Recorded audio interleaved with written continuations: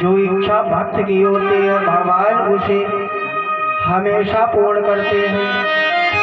तो सुदामा जी ने कहा कि प्रभु मैं आपकी माया देखना चाहता हूँ। तो भगवान ने कहा कि ठीक है चलो स्नान करते हैं। और जैसी कृष्ण और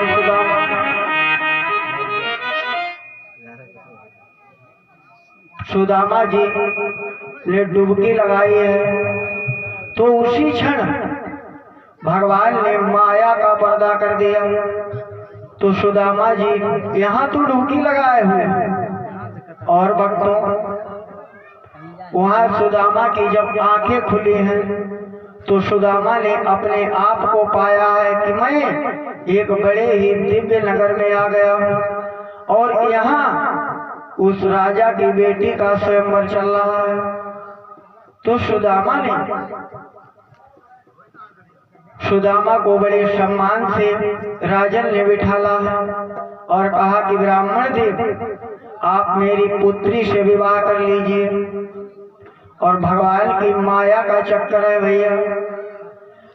तो जैसे ही सुदामा की बुद्धि घूमे सुदामा तैयार हो गए और विवाह हो गया। उसके बाद में रहते रहते सुदामा जी के वहां 9 बच्चे हुए और उस नगर का नियम था भक्तों कि यदि पत्नी मर जाती थी तो पति को जिंदा जला दिया जाता था साथ में। तो 10वां बालक जब जन्म लेने का समय आया तो सुदामा जी की पत्नी खत्म हो जाती। तो राजा ने कहा कि भाई चलो इनको भी ले चलो साथ में। कैसी भगवान की माया होती है भक्तों जरा समझिएगा।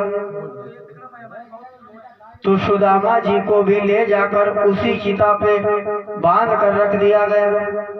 सुदामा जी रोक रहे हैं तो राजा ने कहा कि सुनो आपके लिए मैं अपने नगर की परंपरा को तोड़ नहीं सकता, इसलिए आपको तो साथ में चिता पर लेटना ही पड़ेगा। और जबरदस्ती सुदामा के हाथ पैर बांध कर भगवान को चिता पर लेटा दिया गया। और जैसे ही आग लगने वाली थी अब